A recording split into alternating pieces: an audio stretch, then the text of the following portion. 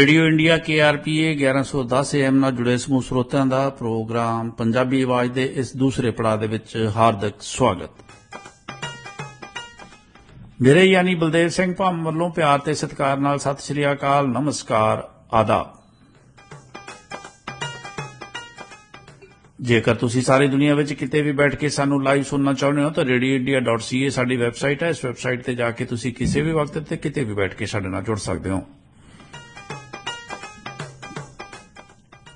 ਸਾਡਾ ਸਟੂਡੀਓ ਦਾ ਨੰਬਰ ਹੈ 6045929191 6045929191। ਸੋ ਆਓ ਪ੍ਰੋਗਰਾਮ ਪੰਜਾਬੀ ਆਵਾਜ਼ ਦੀ ਵਿਧੀਵਤ ਸ਼ੁਰੂਆਤ ਕਰਦੇ ਹਾਂ। ਸਭ ਤੋਂ ਪਹਿਲਾਂ ਸਵਾਗਤ ਕਰਦੇ ਹਾਂ ਡਾਕਟਰ ਸ਼ਿੰਦਰ ਪੁਰੇਵਾਲ ਜੀ ਦਾ, ਫਿਰ ਪੜਾਅ ਦਰ ਪੜਾਅ ਅੱਗੇ ਵਧਾਂਗੇ। ਡਾਕਟਰ ਸਾਹਿਬ, ਤੁਹਾਡਾ ਸਵਾਗਤ ਹੈ ਜੀ ਪ੍ਰੋਗਰਾਮ ਪੰਜਾਬੀ ਆਵਾਜ਼ ਵਿੱਚ। Good morning. Very good morning ਜੀ। ਡਾਕਟਰ ਸਾਹਿਬ, ਜਸਟਿਨ ਟਰੂਡੋ ਨੇ ਦੋਸ਼ ਲਾਏ ਭਾਰਤ ਤੇ ਨਿੱਜਰ ਦੇ ਕਤਲ ਦੇ ਸਬੰਧ ਵਿੱਚ ਵੀ ਉਹਨਾਂ ਦਾ ਹੱਥ ਹੈ। ਉਸ ਤੋਂ ਬਾਅਦ ਉਹਨਾਂ ਨੇ ਕਿਹਾ ਸੀਗਾ ਵੀ ਅਸੀਂ ਬਾਕੀ ਜਿਹੜੇ ਆਪਦੇ ਸਹਿਯੋਗੀ ਹੈ ਉਹਨਾਂ ਤੋਂ ਵੀ ਇਸ 'ਚ ਹਮਾਇਤ ਮੰਗਾਂਗੇ ਕਿ ਉਹ ਵੀ ਇਹਨਾਂ ਦੋਸ਼ਾਂ ਦੇ ਵਿੱਚ ਸ਼ਾਮਲ ਹੋਣ, ਦੋਸ਼ ਲਾਉਣ ਦੇ ਵਿੱਚ, ਪਰ ਉਹਨਾਂ ਨੇ ਨਾ ਕਰਤੀ ਜੀ। ਇਹਦੇ ਵਿੱਚੋਂ ਹੁਣ ਰੈਵਲੇਸ਼ਨਸ ਹੋ ਰਹੀਆਂ ਕਈ ਕਿ G20 ਦੀ ਜਦੋਂ ਮੀਟਿੰਗ ਹੁੰਦੀ ਸੀ ਜੀ, ਉਦੋਂ ਜਿਨ੍ਹਾਂ ਨੂੰ ਅਸੀਂ ਕਹਿੰਦੇ ਆ ਫਾਈਵ ਆਈਜ਼ ਜੀ, ਜਿਹੜੀਆਂ ਇੰਗਲਿਸ਼ ਮੁਲਕ ਆ, ਇੰਗਲੈਂਡ, ਆਸਟ੍ਰੇਲੀਆ, ਨਿਊਜ਼ੀਲੈਂਡ ਜੀ ਤੇ US ਤੇ ਕੈਨੇਡਾ ਜੀ, ਇਹਨਾਂ ਨੇ ਆਪਸ ਵਿੱਚ ਗੱਲਬਾਤ ਵੀ ਕੀਤੀ। ਇਹਨਾਂ ਨੇ ਦੱਸਿਆ ਵੀ ਉਹਨਾਂ ਨੂੰ, ਤੇ ਉਹ ਇਹ ਨਹੀਂ ਚਾਹੁੰਦੇ ਸੀ ਕਿ ਤੁਸੀਂ ਦੇਖੋ ਰੰਗ 'ਚ ਭੰਗ ਪਾਓ, ਇੱਥੇ ਹੋਸਟ ਕੰਟਰੀ ਆ ਇੰਡੀਆ, ਇਸ ਵੇਲੇ ਚਾਰਜ ਲਾਉਣੇ ਠੀਕ ਗੱਲ ਨਹੀਂ ਹੈ। ਫਿਰ ਇੱਕ ਸੰਕੇਤ ਮਿਲਿਆ ਸੀ ਕਿ ਜਦੋਂ ਜਸਟਿਨ ਟਰੂਡੋ ਨੇ ਹੱਥ ਖੋਲਿਆ ਆਪਣਾ ਉੱਪਰ ਮੋਦੀ ਦੇ ਨਾਲ, ਹੱਥ ਮਿਲਾ ਰਿਹਾ ਸੀ ਪ੍ਰਾਈਮ ਮਿਨਿਸਟਰ ਮੋਦੀ ਦੇ ਨਾਲ, ਤਾਂ ਉਹਨਾਂ ਨੇ ਇੱਕਦਮ ਹੱਥ ਪਿੱਛੇ ਕਰ ਲਿਆ। ਉਸ ਵੇਲੇ ਰਿਪੋਰਟਰਜ਼ ਨੇ ਪੁੱਛਿਆ ਵੀ ਉਹਨਾਂ ਨੂੰ ਵੀ ਤੁਸੀਂ ਹੱਥ ਕਿਉਂ ਖਿੱਚਿਆ ਸੀ, ਤੇ ਉਹ ਕਹਿੰਦੇ ਵੀ ਤੁਸੀਂ ਜੋ ਪੜ੍ਹਨਾ ਤੁਸੀਂ, ਤੁਹਾਡੀ ਮਰਜ਼ੀ, ਜੋ ਸਮਝਣਾ ਸਮਝ ਲਓ, ਮੈਂ ਤਾਂ ਦੱਸਣਾ ਨਹੀਂ, ਮੈਂ ਨਹੀਂ ਕੋਈ ਗੱਲ ਕਰਨੀ। ਤੇ ਹੁਣ ਇਹ ਅਮਰੀਕਨ ਮੀਡੀਆ ਕਹਿ ਰਿਹਾ ਕਿ ਕੈਨੇਡਾ ਨੇ ਪਹਿਲਾਂ ਵੀ ਪਬਲਿਕ ਗੱਲ ਕਰਨ ਤੋਂ ਪਹਿਲਾਂ ਸਾਰੇ ਜਿਹੜੇ US ਤੇ ਇਹਨਾਂ ਦੀਆਂ ਐਲਾਈਜ਼ ਨੂੰ ਕਿਹਾ ਸੀ ਵੀ ਅਸੀਂ ਇਕੱਠੇ ਬਿਆਨ ਦੇਈਏ ਜੀ, ਕਿਉਂਕਿ ਫੋਰਨ ਇੰਟਰਫੀਰੈਂਸ ਦੀ ਗੱਲ ਆ। ਤੇ ਬਾਕੀਆਂ ਨੇ ਤਾਂ ਕਿਸੇ ਨੇ ਹਾਂ ਨਹੀਂ ਕੀਤੀ। ਉਹਨਾਂ ਨੇ ਕਹਿਤਾ ਵੀ ਨਹੀਂ, ਅਸੀਂ ਨਹੀਂ ਪ੍ਰਾਈਮ ਮਿਨਿਸਟਰ ਮੋਦੀ ਦੇ ਨਾਲ ਸੰਬੰਧ ਖਰਾਬ ਕਰਨਾ ਚਾਹੁੰਦੇ। ਹਿੰਦੁਸਤਾਨ ਦੀ ਗਵਰਨਮੈਂਟ ਦਾ ਰਿਐਕਸ਼ਨ ਬਹੁਤ ਹੋਰ ਤਰ੍ਹਾਂ ਹੋਣਾ। ਸਾਡੇ ਤਾਂ ਉਹ ਸਟ੍ਰੈਟੇਜਿਕ ਪਾਰਟਨਰ ਆ ਤੇ ਸਾਡਾ ਟ੍ਰੇਡ ਬੜਾ ਵਧੀਆ ਚੱਲ ਰਿਹਾ ਜੀ, ਤੇ ਅਸੀਂ ਨਹੀਂ ਇਹਦੇ ਵਿੱਚ ਸ਼ਾਮਲ ਹੋਣਾ। ਤੇ ਉਸ ਤੋਂ ਬਾਅਦ ਫਿਰ ਜਸਟਿਨ ਟਰੂਡੋ ਇਕੱਲੇ ਹੀ ਉਹਨਾਂ ਨੇ ਕਹਿਤਾ ਉੱਠ ਕੇ ਪਾਰਲੀਮੈਂਟ ਦੇ ਵਿੱਚ ਵੀ ਆਹ ਸਾਡੀ ਇੰਟੈਲੀਜੈਂਸ ਦੇ ਕੋਲ ਇਹ ਇਨਫੋਰਮੇਸ਼ਨ ਹੈ। ਹੁਣ ਕੱਲ ਇਹਨਾਂ ਨੂੰ ਪੁੱਛਦੇ ਸੀ ਸਰਕਾਰ ਨੂੰ ਵੀ ਇੰਟੈਲੀਜੈਂਸ ਦੀ ਇਨਫੋਰਮੇਸ਼ਨ ਤੁਸੀਂ, ਕਿਉਂਕਿ ਇਹ ਬੜੀ ਹੋਰ ਤਰ੍ਹਾਂ ਗੱਲ ਲੱਗਦੀ ਹੈ, ਖਾਸ ਤੌਰ ਤੇ ਰੂਲ ਆਫ ਲਾਅ ਵਾਲੀ ਕੰਟਰੀ ਦੇ ਵਿੱਚ ਜਦੋਂ ਤੁਸੀਂ ਇਨਵੈਸਟੀਗੇਸ਼ਨ ਹੀ ਕਰ ਰਹੇ ਹੁੰਦੇ ਆ, ਉਸ ਵੇਲੇ ਪਬਲਿਕ ਦੇ ਵਿੱਚ ਜਾਣਾ ਤੇ ਇਸ ਤਰ੍ਹਾਂ ਪੇਸ਼ ਕਰਨਾ ਕਿ ਤੁਸੀਂ ਦੋਸ਼ੀ ਸਾਬਤ ਕਰਤਾ ਕਿਸੇ ਨੂੰ ਜੀ, ਇਹ ਗੱਲ ਠੀਕ ਨਹੀਂ ਹੈ। ਕਿਉਂਕਿ ਸਾਡਾ ਸਿਸਟਮ ਜਿਹੜਾ ਕੰਮ ਕਰਦਾ ਹੈ ਉਹ ਇਨਵੈਸਟੀਗੇਸ਼ਨ ਪਹਿਲਾਂ ਹੁੰਦੀ ਹੈ, ਫਿਰ ਡਿਸੀਜਨ ਬਣਾਉਂਦੇ ਆ ਕਿ ਜਿੱਦਾਂ ਇੰਡੀਆ ਦੇ ਵਿੱਚ ਉਹ ਡਿਸਟ੍ਰਿਕਟ ਅਟਾਰਨੀ ਬਣਾਉਂਦਾ ਹੈ ਜੀ ਕਿ ਇਹਨੂੰ ਕੋਰਟ ਦੇ ਵਿੱਚ ਲੈ ਕੇ ਜਾਣਾ ਕਿ ਨਹੀਂ ਜਾਣਾ। ਕੋਰਟ ਦੇ ਵਿੱਚ ਬਹਿਸ ਹੁੰਦੀ ਆ ਬਿਯੋਂਡ ਅ ਰੀਜ਼ਨੇਬਲ ਡਾਊਟ, ਜਿਹੜਾ ਕਤਲ ਦਾ ਮਾਮਲਾ ਹੈ, ਤਾਂ ਉਦੋਂ ਬਾਅਦ ਜਿਹੜਾ ਫੈਸਲਾ ਹੋਣਾ ਫਿਰ ਪਬਲਿਕ ਦੀ ਅਸੀਂ ਗੱਲ ਕਰਦੇ ਹਾਂ ਜੀ। ਹਾਂ ਠੀਕ ਹੈ, ਮੀਡੀਆ ਦੇ ਵਿੱਚ ਜਿਹੜਾ ਟੈਬਲੋਇਡ ਮੀਡੀਆ ਖਾਸ ਤੌਰ ਤੇ ਉਹ ਸਪੈਕੂਲੇਸ਼ਨ ਲਾਉਂਦੇ ਰਹਿੰਦੇ, ਉਹ ਤਾਂ ਜਿੱਦਣ ਖਬਰ ਆਉਂਦੀ ਆ ਉਦੋਂ ਹੀ ਕਿਸੇ ਨੂੰ ਗਿਲਟੀ ਕਹਿੰਦੇ, ਉਹ ਅਲੱਗ ਗੱਲ ਹੈ। ਕੋਈ ਸਰਕਾਰੀ ਤੌਰ ਤੇ ਸੰਸਥਾ ਇਦਾਂ ਨਹੀਂ ਕਰਦੀ। ਪ੍ਰਭਾਵਿਤ ਧਿਰਤਾ ਕਹਿ ਸਕਦੀ ਮੈਂ ਕਿ ਬਾਕੀਆਂ ਨੂੰ ਨਹੀਂ ਇਹ ਗੱਲ ਕਰਨੀ ਚਾਹੀਦੀ ਤੁਹਾਡੇ ਨਾਲ। ਇਹਨਾਂ ਨੇ ਫਿਰ ਬਹਾਨਾ ਇੱਕ ਹੋਰ ਲਾਇਆ ਕਿ ਸਾਨੂੰ ਲੱਗਦਾ ਸੀ ਵੀ ਜਿਹੜੀਆਂ ਸਾਡੀਆਂ ਇੰਟੈਲੀਜੈਂਸ ਏਜੰਸੀਜ਼ ਦੇ ਵਿੱਚੋਂ ਇਹ ਗੱਲ ਲੀਕ ਹੋ ਚੁੱਕੀ ਸੀ ਤੇ ਇਹ ਗੱਲ ਮੀਡੀਆ 'ਚ ਆਉਣ ਲੱਗੀ ਸੀ। ਇਹ ਹੁਣ ਸਪੈਕੂਲੇਸ਼ਨ ਹੀ ਇਹਨਾਂ ਨੇ ਦੱਸਿਆ ਸਾਨੂੰ ਵੀ ਇਹਨਾਂ ਨੂੰ ਪਹਿਲਾਂ ਪ੍ਰੀਐਂਪਟਿਵ ਸਟ੍ਰਾਈਕ ਕਰਨੀ ਪਈ, ਵੀ ਜਿੱਦਾਂ ਤੁਸੀਂ ਕਹਿੰਦੇ ਕਿ ਸਾਨੂੰ ਪਤਾ ਹੀ ਆ ਵੀ ਮੀਂਹ ਪੈ ਜਾਣਾ, ਉਦੋਂ ਪਹਿਲਾਂ ਹੀ ਅਸੀਂ ਉਹਦਾ ਬੰਦੋਬਸਤ ਕਰ ਲਿਆ। ਵੀ ਇਹ ਖਬਰ ਬਾਹਰ ਆਉਣ ਨੂੰ ਫਿਰਦੀ ਸੀ। ਹੁਣ ਬਾਹਰ ਫੋਨ ਨੂੰ ਫਿਰਦੀ ਸੀ ਤਾਂ ਮਤਲਬ ਇੰਟੈਲੀਜੈਂਸ ਏਜੰਸੀਜ਼ ਦੇ ਵਿੱਚੋਂ ਕੋਈ ਨਾ ਕੋਈ ਵਿਸਲ ਬਲੋਅਰ ਹੋਣਾ ਜਿਹੜਾ ਦੇ ਰਿਹਾ ਬਾਹਰ। ਇਹ ਅੱਜ ਦੀ ਗੱਲ ਨਹੀਂ, ਇਹ ਮਤਲਬ ਸੀਰੀਅਸ ਗੱਲ ਹੈ ਕੈਨੇਡਾ ਲਈ। ਇੱਕ ਪਬਲਿਕ ਸਰਵਿਸ ਦੇ ਵਿੱਚੋਂ ਤੁਸੀਂ ਨਾਰਮਲੀ ਗੱਲ ਬਾਹਰ ਨਹੀਂ ਸੁਣਦੇ। ਜਿਹੜੀ ਗੱਲ ਵੀ ਉਹਨਾਂ ਦੇ ਰੈਂਕਸ ਦੇ ਵਿੱਚ ਹੁੰਦੀ ਉਹ ਉੱਥੇ ਰੈਂਕਸ ਦੇ ਵਿੱਚ ਹੀ ਰਹਿੰਦੀ ਹੈ, ਕਿਉਂਕਿ ਰੈਂਕਸ ਦੇ ਵਿੱਚ ਜੇ ਕਿਸੇ ਤੋਂ ਲੱਗਦਾ ਕਿ ਉਹਨਾਂ ਦੇ ਕੋਲ ਇਦਾਂ ਦੀ ਇਨਫੋਰਮੇਸ਼ਨ ਹੈ ਕੋਈ ਸੁਣਦਾ ਨਹੀਂ ਹੈ, ਉਹਨਾਂ ਦੇ ਕੋਲ ਬਹੁਤ ਐਵਨਿਊ ਹੁੰਦੇ ਆ ਜਿਹੜੇ ਤੁਸੀਂ ਆਪਣੀ ਇਨਫੋਰਮੇਸ਼ਨ ਦੇ ਸਕਦੇ ਆ। ਇਦਾਂ ਦੀ ਗੱਲ ਨਹੀਂ ਹੈ ਵੀ ਉੱਥੇ ਦਮ ਘੁੱਟਿਆ ਜਾਂਦਾ ਹੈ। ਅੱਛਾ, ਹੁਣ ਉਹ ਬਹਾਨਾ ਹੀ ਸੀ, ਉਹ ਜਿਹੜੀ ਕਮ ਸੇ ਕਮ ਇਹਨਾਂ ਨੇ ਕਹਿਤਾ ਵੀ ਸਾਨੂੰ ਇਹ ਜਿਹੜੀ ਇਨਫੋਰਮੇਸ਼ਨ ਦੇਣੀ ਪੈਣੀ ਸੀ। ਅੱਛਾ, ਹੁਣ ਉਦੋਂ ਬਾਅਦ ਫਿਰ ਇਹਨਾਂ ਨੂੰ ਪੁੱਛਿਆ ਵੀ ਜਿਹੜੇ ਸਾਡੇ ਐਲਾਈਜ਼ ਆ, ਅਮਰੀਕਾ ਵਾਲਿਆਂ ਨੇ ਇੰਨਾ ਕੀ ਕਿਹਾ ਸਿਰਫ ਵੀ ਇਹ ਬੜੀ ਕੰਸਰਨਡ ਆ ਅਸੀਂ, ਸਾਨੂੰ ਇਦਾਂ ਦੀ ਗੱਲ ਨਹੀਂ ਹੋਣੀ ਚਾਹੀਦੀ, ਤੇ ਉਦੋਂ ਬਾਅਦ ਕੁਝ ਨਹੀਂ ਕਿਹਾ ਉਹਨਾਂ ਨੇ। ਤੇ ਫਿਰ ਇੰਗਲੈਂਡ ਵਾਲਿਆਂ ਨੂੰ ਪੁੱਛਿਆ, ਇੰਗਲੈਂਡ ਵਾਲਿਆਂ ਦਾ ਫ੍ਰੀ ਟ੍ਰੇਡ ਐਗਰੀਮੈਂਟ ਚੱਲਦਾ ਹੈ ਇੰਡੀਆ ਦੇ ਨਾਲ, ਉਹਨਾਂ ਨੇ ਇਸ ਗੱਲ ਉਹਨਾਂ ਨੇ ਰੋਕਣ ਦੀ ਗੱਲ ਨਹੀਂ ਕੀਤੀ। ਉਹ ਕਹਿੰਦੇ ਨਹੀਂ, ਸਾਡੀਆਂ ਤਾਂ ਡਿਸਕਸ਼ਨ ਚੱਲਦੀਆਂ ਫ੍ਰੀ ਟ੍ਰੇਡ ਦੀਆਂ ਤੇ ਉਹ ਜਾਰੀ ਰਹਿਣਗੀਆਂ, ਉਹਨਾਂ ਤੇ ਕੋਈ ਅਸਰ ਨਹੀਂ ਪੈਣਾ। ਪਰ ਇਹ ਗੱਲ ਗੰਭੀਰ ਆ, ਇੰਨੀ ਗੱਲ ਕਹਿਤੀ ਉਹਨਾਂ ਨੇ ਕਿ ਜੇ ਚਾਰजेस ਠੀਕ ਹੋਣ ਤਾਂ ਇਹ ਗੱਲ ਗੰਭੀਰ ਹੈਗੀ ਹੈ। ਫਿਰ ਆਸਟ੍ਰੇਲੀਆ ਨੇ ਕੋਈ ਬਿਆਨ ਹੀ ਨਹੀਂ ਦਿੱਤਾ, ਉਹ ਚੁੱਪ ਹੀ ਕਰ ਗਏ ਕਿਉਂਕਿ ਆਸਟ੍ਰੇਲੀਆ ਕੁਆਡ ਨੇਸ਼ਨਸ ਦਾ ਹਿੱਸਾ ਆ, ਜਿਨ੍ਹਾਂ ਦੇ ਵਿੱਚ ਚਾਈਨਾ ਦੇ ਅਗੇਂਸਟ ਯੂਐਸ ਨੇ ਇੱਕ ਅਲਾਇੰਸ ਬਣਾਇਆ ਹੈ। ਜਾਪਾਨ, ਆਸਟ੍ਰੇਲੀਆ, ਇੰਡੀਆ ਤੇ ਯੂਐਸ ਵਾਲਿਆਂ ਦਾ ਕੁਆਡ ਨੇਸ਼ਨਸ ਇਹਨਾਂ ਨੂੰ ਕਹਿੰਦੇ ਆ ਜੀ। ਤੇ ਜਿਹੜੀਆਂ ਮਤਲਬ ਇਹ ਕਲੋਸੈਸਟ ਐਲਾਈਜ਼ ਆ ਸਾਡੀਆਂ, ਉਹਨਾਂ ਦੇ ਵਿੱਚੋਂ ਕਿਸੇ ਨੇ ਵੀ ਸਟੈਂਡ ਨਹੀਂ ਲਿਆ। ਜਿੱਦਾਂ ਸੋਚਦੇ ਸੀ ਕੈਨੇਡਾ ਵਾਲੇ ਕਿ ਅਸੀਂ ਯੂਨਾਈਟਿਡ ਫਰੰਟ ਬਣਾਉਣਾ, ਜਿਹੜੇ ਬਹੁਤੇ ਐਡੀਟੋਰੀਅਲਸ ਅੱਜ ਉਹਨਾਂ ਨੇ ਲਿਖਿਆ ਵੀ ਇੰਟਰਨੈਸ਼ਨਲੀ ਤੌਰ ਤੇ ਤਾਂ ਕੈਨੇਡਾ ਦਾ ਨਾਂ ਆ ਗਿਆ, ਪਰ ਆਇਆ ਇਸ ਕਰਕੇ ਵੀ ਇਹ ਇਕੱਲਾ ਰਹਿ ਗਿਆ। ਹੁਣ ਜਿਹੜੀ ਇਹ ਆਸ ਕਰਦੇ ਸੀ ਕਿ ਸਾਡੀ ਵੈਸਟਰਨ ਐਲਾਈਜ਼ ਨੇ ਸਾਡੇ ਨਾਲ ਖੜੇ ਹੋਣਾ, ਨੇਟੋ ਪਾਰਟਨਰਸ ਨੇ ਸਾਡੇ ਨਾਲ ਖੜੇ ਹੋਣਾ, ਯੂਐਸ ਵਾਲੇ ਸਾਡੇ ਨਾਲ ਖੜੇ ਹੋਣਗੇ, ਉਹਨਾਂ ਦੇ ਆਪਣੇ ਸਾਰਿਆਂ ਦੇ ਹਿੱਤ ਆ। ਉਹਨਾਂ ਦੇ ਵਿੱਚੋਂ ਕੋਈ ਵੀ ਮੁਲਕ ਜਿਹੜਾ ਇਸ ਹੱਦ ਤਾਈਂ ਨਹੀਂ ਗਿਆ ਜਿਸ ਹੱਦ ਤਾਈਂ ਜਸਟਨ ਟਰੂਡੋ ਗਏ। ਫਿਰ ਬਹੁਤੇ ਐਡੀਟੋਰੀਅਲਸ ਨੇ ਇਹ ਵੀ ਪੁਆਇੰਟ ਕੀਤਾ ਵੀ ਜਿਹੜੀ ਸਾਡੀ ਜਿਹਨੂੰ ਕਹਿੰਦੇ ਤੁਸੀਂ ਕ੍ਰੈਡੀਬਲ ਇੰਟੈਲੀਜੈਂਸ, ਭਰੋਸੇਯੋਗ ਇੰਟੈਲੀਜੈਂਸ ਹੈਗੀ ਸਾਡੇ ਤੋਂ, ਬਹੁਤ ਇਹ ਇੱਕ ਵਾਰੀ ਨਹੀਂ ਬਹੁਤ ਵਾਰ ਹੋਇਆ ਹੁੰਦਾ। ਇੰਟੈਲੀਜੈਂਸ ਤਾਂ ਆਫਟਰ ਇੰਟੈਲੀਜੈਂਸ ਹੀ ਹੁੰਦੀ ਹੈ ਜੀ, ਬਿਲਕੁਲ। ਕਈ ਵਾਰੀ ਉਹਨਾਂ ਦੇ ਸੋਰਸ ਗਲਤ ਹੋ ਜਾਂਦੇ ਆ, ਕਈ ਵਾਰੀ ਸੋਰਸ ਝੂਠ ਬੋਲ ਦਿੰਦੇ ਆ, ਕਈ ਵਾਰ ਉਹਨੂੰ ਇੰਟਰਪ੍ਰੀਟ ਕਰਨ ਦੇ ਵਿੱਚ ਗਲਤੀ ਲੱਗ ਜਾਂਦੀ ਹੈ। ਬਹੁਤੀ ਵਾਰੀ ਸਾਡੀ ਇੰਟੈਲੀਜੈਂਸ ਜਿਹੜੀ ਠੀਕ ਨਹੀਂ ਹੁੰਦੀ, ਕਿਉਂਕਿ ਇੰਟੈਲੀਜੈਂਸ ਦੇ ਜੇ ਤੁਸੀਂ ਸਿਰਫ ਇੰਟੈਲੀਜੈਂਸ ਦੀ ਸੁਣ ਕੇ ਕਿਸੇ ਬੰਦੇ ਨੂੰ ਫਾਂਸੀ ਦੀ ਸਜ਼ਾ ਲਾ ਦੋਗੇ ਤਾਂ ਫਿਰ ਤੁਹਾਡਾ ਰੂਲ ਆਫ ਲਾਅ ਕਿੱਧਰ ਗਿਆ। ਇੰਟੈਲੀਜੈਂਸ ਨੇ ਦਾ ਕੰਮ ਹੀ ਇਹ ਵੀ ਇਨਫੋਰਮੇਸ਼ਨ ਗੈਦਰਿੰਗ ਕਰਨੀ ਹੈ। ਸਾਡੇ CSE ਵਾਲੇ ਲੱਗੇ ਆ ਤੇ CSS ਵਾਲੇ ਲੱਗੇ ਆ, ਇੰਟੈਲੀਜੈਂਸ ਗੈਦਰ ਕਰੀ ਜਾਂਦੇ। ਜ਼ਰੂਰੀ ਨਹੀਂ ਉਹ ਸਾਰੀ ਦੀ ਸਾਰੀ ਠੀਕ ਹੋਵੇ।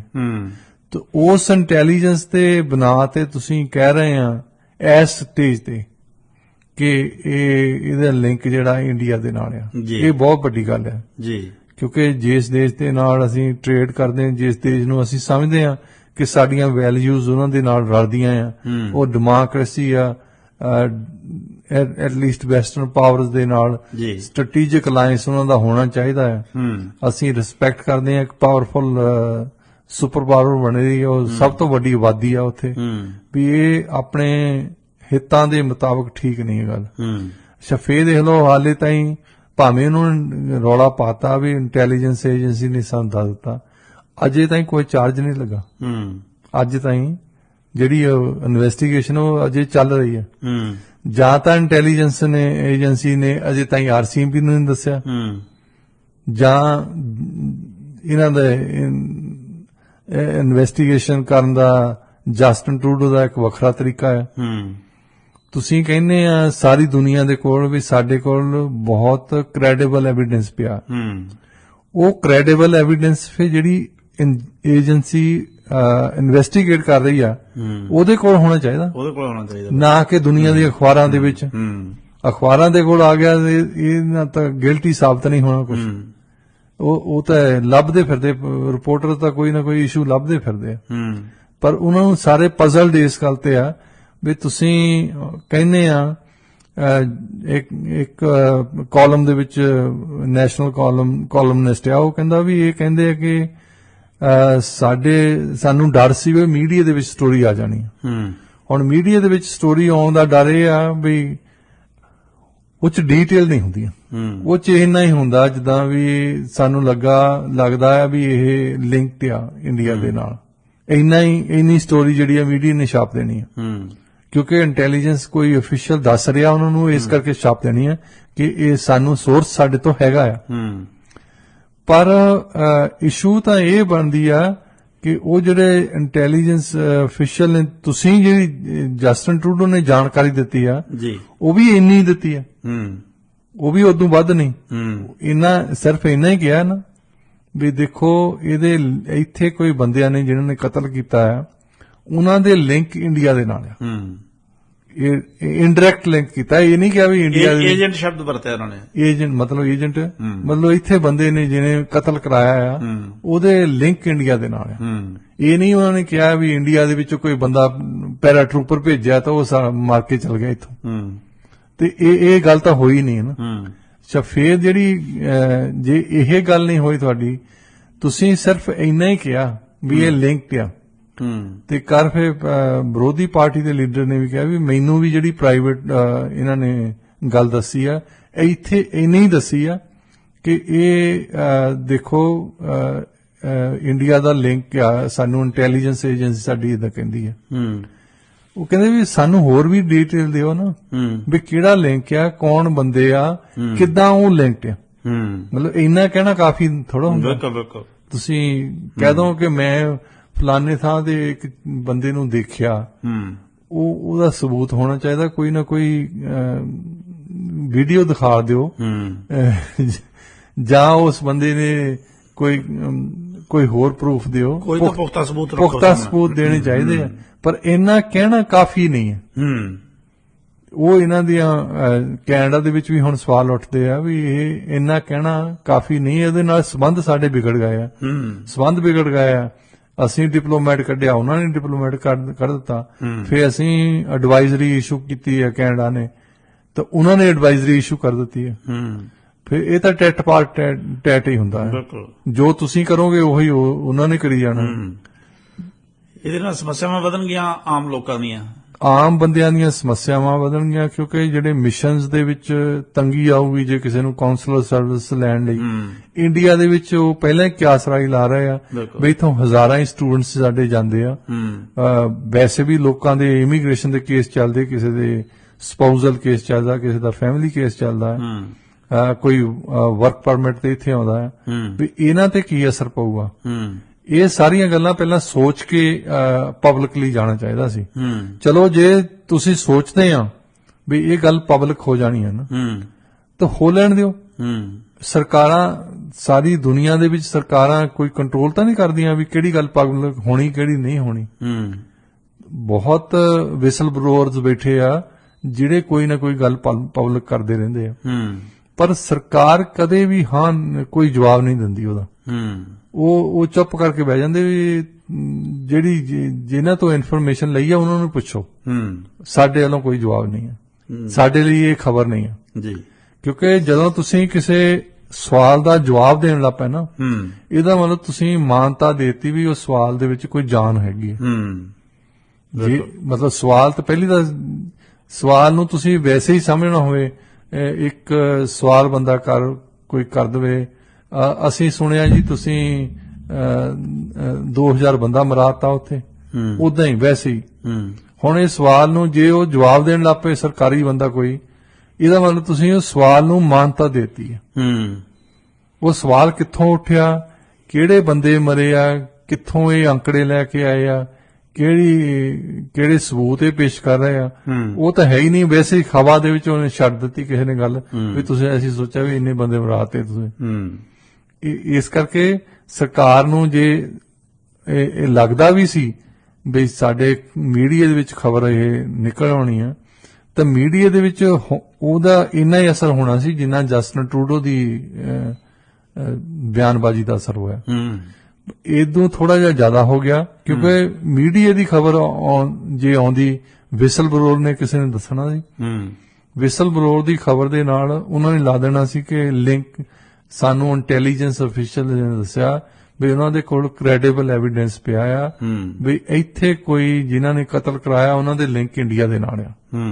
ਕਿਉਂਕਿ ਡਿਸਟੈਂਸ ਹੈ ਨਾ, ਪਹਿਲਾਂ ਤਾਂ ਇੰਡੀਆ ਨੇ ਸਿੱਧਾ ਨਹੀਂ ਕਰਾਇਆ, ਇੰਡੀਆ ਨੇ ਕੋਈ ਏਜੰਟ ਬੰਦਾ ਆ, ਕੋਈ ਬੰਦੇ ਆ ਜਾਂ ਬੰਦਾ ਆ ਜਾਂ ਏਜੰਸੀ ਆ ਜਿਨ੍ਹਾਂ ਦੇ ਲਿੰਕ ਇੰਡੀਆ ਦੇ ਨਾਲ ਆ ਜੀ। ਇਹ ਇੰਨੀ ਦੂਰ ਤਾਈਂ ਆ। ਅੱਛਾ, ਜੇ ਹੁਣ ਮੀਡੀਆ ਤੇ ਆਉਂਦੀ ਤਾਂ ਸਿਰਫ ਉਹਦਾ ਅਸਰ ਇੱਥੇ ਹੀ ਹੋਣਾ ਸੀ, ਲੋਕਾਂ ਨੇ ਕਿਆਸ ਸਲਾਹੀਆਂ ਲਾਉਣੀਆਂ ਸੀ। ਕਿਆਸ ਸਲਾਹੀਆਂ ਲਾ ਰਹੇ ਆ ਪਰ ਉਹਦਾ ਸਬੂਤ ਕੋਈ ਨਹੀਂ ਜੀ। ਅੱਛਾ, ਉਹ ਥੋੜੇ ਦਿਨ ਖਬਰ ਚੱਲਦੀ ਹੁੰਦੀ ਆ, ਫਿਰ ਖਤਮ ਹੋ ਜਾਣੀ ਸੀ। ਅੱਛਾ, ਫਿਰ ਤੁਹਾਡੇ ਕੋਲ ਤੁਸੀਂ ਫੋਰਨ ਇੰਟਰਫੀਰੈਂਸ ਤੇ ਇੱਕ ਕਮੇਟੀ ਬਣਾਈ ਆ ਜਸਟਿਸ ਔਗ ਦੇ ਅੰਡਰ ਜੀ।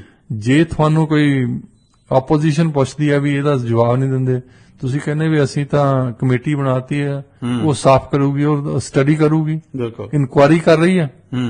ਸਰਕਾਰ ਤਾਂ ਬਹੁਤ ਤਰੀਕੇ ਨਾਲ ਬਚ ਸਕਦੀ ਹੈ ਇਹਦੇ ਵਿੱਚੋਂ, ਪਰ ਜਦੋਂ ਜਸਟਿਨ ਟਰੂਡੋ ਨੇ, ਪ੍ਰਾਈਮ ਮਿਨਿਸਟਰ ਨੇ ਉੱਠ ਕੇ ਗੱਲ ਕਹੀ ਆ, ਉਹਦਾ ਅਸਰ ਫਿਰ ਡਿਪਲੋਮੈਟਿਕ ਰਿਲੇਸ਼ਨ ਤੇ ਪੈਂਦਾ। ਬਿਲਕੁਲ, ਕਿਉਂਕਿ ਜੇ ਇੰਡੀਅਨ ਗਵਰਨਮੈਂਟ ਨੇ ਕੋਈ ਰਿਐਕਸ਼ਨ ਨਹੀਂ ਸੀ ਦੇਣਾ ਜੇ ਸਾਡੇ ਮੀਡੀਆ ਦੇ ਵਿੱਚ ਹੀ ਖਬਰ ਹੁੰਦੀ, ਆਫੀਸ਼ੀਅਲੀ ਤੌਰ ਤੇ ਉਹਨਾਂ ਨੇ ਕੁਝ ਨਹੀਂ ਸੀ ਕਰਨਾ, ਕਿਉਂਕਿ ਹੁਣ ਆਫੀਸ਼ੀਅਲੀ ਤੌਰ ਤੇ ਕਿਹਾ ਕਿਸੇ ਨੇ, ਪ੍ਰਾਈਮ ਮਿਨਿਸਟਰ ਨੇ ਕਿਹਾ ਤੇ ਉਹਨਾਂ ਨੇ ਰਿਐਕਸ਼ਨ ਦਿੱਤਾ। ਬਿਲਕੁਲ, ਤੇ ਨਾਲ ਹੀ ਇਹਨਾਂ ਨੇ ਇੱਕ ਆਪਣੇ ਇੰਟੈਲੀਜੈਂਸ ਆਫੀਸਰ ਕੱਢਿਆ, ਇੱਥੋਂ ਡਿਪਲੋਮੈਟ ਕੱਢਿਆ, ਉਹਨਾਂ ਨੇ ਵੀ ਡਿਪਲੋਮੈਟ ਕੱਢ ਦਿੱਤਾ ਤੇ ਇੱਕ ਦੂਸਰੇ ਨਾਲ ਟਿੱਟ ਫਾਰ ਟੈਟ ਹੋ ਰਹੀ ਹੈ ਇਸ ਕਰਕੇ। ਬਿਲਕੁਲ, ਸੋ ਬਾਤ ਦਾ ਬਤੰਗੜ ਬਣ ਗਿਆ ਤੇ ਅੱਜ ਤਾਈਂ ਪ੍ਰਾਈਮ ਮਿਨਿਸਟਰ ਵੱਲੋਂ ਐਵੀਡੈਂਸ ਪੇਸ਼ ਕਰਨ ਦੇ ਬਜਾਏ ਵੀ ਬਾਵਜੂਦ ਵੀ ਚਾਰजेस ਨਹੀਂ ਲੱਗੇ। 18 ਜੂਨ ਦਾ ਕਤਲ ਹੋਇਆ ਆ, ਹੁਣ ਦੇਖ ਲਓ 20 ਸਤੰਬਰ ਹੋ ਗਈ ਆ, 3 ਮਹੀਨੇ ਤੋਂ ਉੱਤੇ ਹੋ ਗਏ ਤੇ ਸਾਡੇ ਪ੍ਰਾਈਮ ਮਿਨਿਸਟਰ ਨੇ ਗੜਬੜ ਤਾਂ ਕਰਤੀ ਦੁਨੀਆ ਦੇ ਵਿੱਚ, ਪਰ ਉਸ ਇਸ਼ੂ ਤੇ, ਉਸ ਮਰਡਰ ਤੇ ਅਜੇ ਤਾਈਂ ਕੋਈ ਚਾਰਜ ਨਹੀਂ ਲੱਗਾ। ਕਾਨੂੰਨੀ ਕਾਰਵਾਈ ਜਿਹੜੀ ਹੈ ਕੋਈ ਨਹੀਂ ਅੱਗੇ ਆਈ। ਡਾਕਟਰ ਸਾਹਿਬ, ਸਿਹਤ ਮੰਤਰੀ ਨੇ ਅਗਸਤ ਦੇ ਵਿੱਚ ਐਲਾਨ ਕੀਤਾ ਸੀ ਕਿ ਫੈਡਰਲ ਸਰਕਾਰ ਜਿਹੜੀ ਹੈ ਪਤਝੜ ਦੇ ਵਿੱਚ ਫਾਰਮਾਕੇਅਰ ਕਾਨੂੰਨ ਲੈ ਕੇ ਆਊਗੀ ਜੀ, ਪਰ ਹੋਇਆ ਕੁਝ ਨਹੀਂ ਜੀ। ਹੁਣ ਅਜੇ ਪਾਰਲੀਮੈਂਟ ਦਾ ਸੈਸ਼ਨ ਸ਼ੁਰੂ ਹੀ ਹੋਇਆ ਨਾ ਜੀ, ਤੇ ਜਦੋਂ ਆਹ ਗੱਲ ਖਤਮ ਹੋਈ ਥੋੜੀ ਜਿਹੀ ਤਾਂ ਸ਼ਾਇਦ ਏਜੰਡੇ ਤੇ ਆਉਣ। ਫਾਰਮਾ ਕੇਅਰ ਦੀ ਬਹੁਤ ਦੇਰ ਦੀ ਡਿਮਾਂਡ ਆ ਲੋਕਾਂ ਦੀ, ਵੱਖ-ਵੱਖ ਪਾਰਟੀਆਂ ਪ੍ਰੋਮਿਸ ਵੀ ਕਰਦੇ ਰਹੀਆਂ, ਇਲੈਕਸ਼ਨ ਵੇਲੇ ਕਹਿੰਦੇ ਕਿ ਅਸੀਂ, ਕਿਉਂਕਿ ਸਾਡਾ ਜਿਹਨੂੰ ਅਸੀਂ ਪਬਲਿਕ ਹੈਲਥ ਕੇਅਰ ਸਿਸਟਮ ਕਹਿੰਦੇ ਆ ਜੀ, ਪਬਲਿਕ ਹੈਲਥ ਕੇਅਰ ਪਬਲਿਕ ਨਹੀਂ ਆ ਜੇ ਤੁਹਾਨੂੰ ਦਵਾਈ ਨਹੀਂ ਮਿਲਦੀ। ਜੇ ਡਾਕਟਰ ਇਹੀ ਕਹਿੰਦਾ ਤੁਹਾਨੂੰ ਦੱਸ ਕੇ ਫੋਨ, ਅੱਜ ਕੱਲ ਤਾਂ ਡਾਕਟਰ ਵੀ ਫੋਨ ਤੇ ਗੱਲ ਕਰਦੇ ਆ, ਬਿਲਕੁਲ ਜੀ, ਫੋਨ ਤੇ ਕਹਿੰਦਾ ਵੀ ਮੈਂ ਤੈਨੂੰ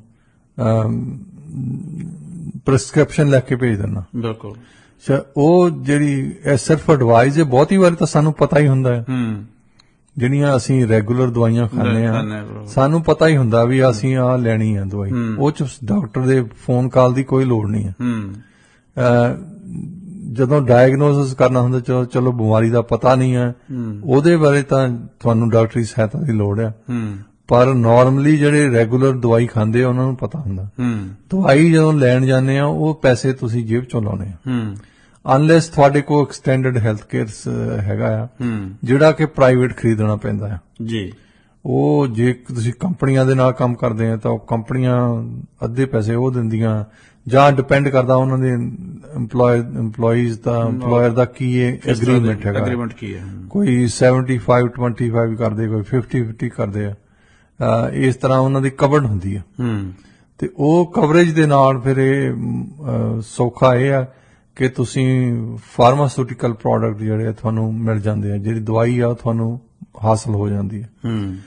ਤੁਸੀਂ ਪਬਲਿਕ ਹੈਲਥ ਕੇਅਰ ਸਿਸਟਮ ਨੂੰ ਯੂਰਪੀਅਨ ਸਿਸਟਮ ਦੇ ਨਾਲ ਜੇ ਕੰਪੇਅਰ ਕਰਦੇ ਨਾ, ਉਹਨਾਂ ਦੇ ਜਿੱਥੇ ਵੀ ਪਬਲਿਕ ਹੈਲਥ ਕੇਅਰ ਸਿਸਟਮ ਆ ਉੱਥੇ ਹੀ ਦਵਾਈਆਂ ਨਾਲ ਫ੍ਰੀ ਆ ਜੀ, ਕਿਉਂਕਿ ਜੇ ਦਵਾਈ ਨਹੀਂ ਨਾਲ ਤੁਹਾਡੇ ਫ੍ਰੀ ਤੇ ਫੇਰ ਤੁਹਾਡਾ ਪਬਲਿਕ ਹੈਲਥ ਕੇਅਰ ਸਿਸਟਮ ਕਾਹਦਾ।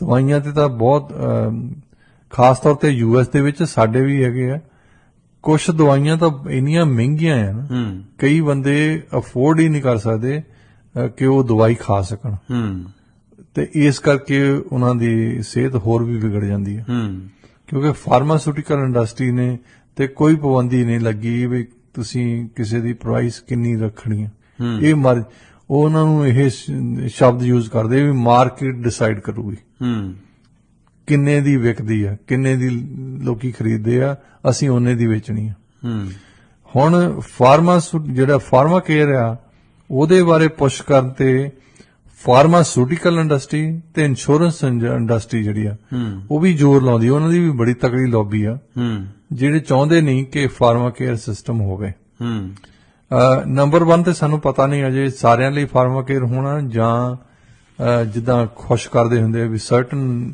ਏਜ ਸਰਟਨ ਇਨਕਮ ਬ੍ਰੈਕਟ ਵਾਲਿਆਂ ਨੂੰ ਖੁਸ਼ ਕਰਨਾ ਹੈ ਜਿਹੜੇ ਬੰਦੇ ਮਤਲਬ ਇੱਕ ਤਾਂ ਉਹਨਾਂ ਦੀ ਇਨਕਮ ਵੈਸੇ ਘੱਟ ਹੁੰਦੀ ਆ ਇੱਕ ਉਹ ਹੁੰਦੇ ਜਿਹੜੇ ਚੋਰੀ ਕਰਦੇ ਆ ਜਿਹੜੇ ਇਨਕਮ ਆਪਣੀ ਦਿਖਾਲਦੇ ਨਹੀਂ ਮਤਲਬ ਉਹਨਾਂ ਨੂੰ ਤੁਸੀਂ ਖੁਸ਼ ਕਰਨ ਲਈ ਇੱਕ ਹੋਰ ਸਹੂਲਤ ਦੇ ਰਹੇ ਆ ਉਹਨਾਂ ਦੇ ਵਿੱਚ ਅਜੇ ਜਦੋਂ ਬਿੱਲ ਪੇਸ਼ ਕਰਨਗੇ ਉਦੋਂ ਪਤਾ ਲੱਗੂਗਾ ਕਿ ਸਾਰੇ ਬੰਦਿਆਂ ਨੂੰ ਕਵਰਡ ਕਰਦੇ ਆ ਜਾਂ ਨਹੀਂ ਕਰਦੇ ਫਿਰ ਸਾਰੀਆਂ ਕੀ ਦਵਾਈਆਂ ਕਵਰ ਕਰਦੇ ਜਾਂ ਜਨੈਰਿਕ ਬਹੁਤੀ ਵਾਰੀ ਜਿਹੜੀ ਐਕਸਟੈਂਡਡ ਹੈਲਥ ਕੇਅਰ ਵੀ ਤੁਹਾਡੇ ਕੋਲ ਹੁੰਦੀ ਆ ਉਹ ਕਹਿੰਦੇ ਕਿ ਅਸੀਂ ਜਨੈਰਿਕ ਦਵਾਈਆਂ ਕਵਰ ਕਰਦੇ ਆ ਜਿਨ੍ਹਾਂ ਤੇ ਅਜੇ ਵੀ ਪੇਟੈਂਟ ਆ ਉਹ ਮਹਿੰਗੀਆਂ ਹੁੰਦੀਆਂ ਉਹਨਾਂ ਨੂੰ ਨਹੀਂ ਕਵਰ ਕਰਦੇ ਤੇ ਇਹਦੇ ਵਿੱਚੋਂ ਕਿਹੜੀਆਂ ਕਵਰ ਕਰਨਗੇ ਕਿਹੜੀਆਂ ਨਹੀਂ ਕਵਰ ਕਰਨਗੇ ਉਹ ਵੀ ਹਾਲੇ ਸਾਨੂੰ ਪਤਾ ਨਹੀਂ ਆ ਜਦੋਂ ਬਿੱਲ ਆਊਗਾ ਵਿਸਤਾਰ ਉਦੋਂ ਪਤਾ ਲੱਗੂਗਾ ਬਿਲਕੁਲ ਫਿਰ ਫਾਰਮਾਸਿਊਟੀਕਲ ਇੰਡਸਟਰੀ ਕਿਉਂ ਇਹਦੀ ਆਪੋਜੀਸ਼ਨ ਕਰਦੀ ਆ ਉਹ ਇਸ ਕਰਕੇ ਕਰਦੀ ਹੈ ਕਿ ਜਦੋਂ ਇੱਕ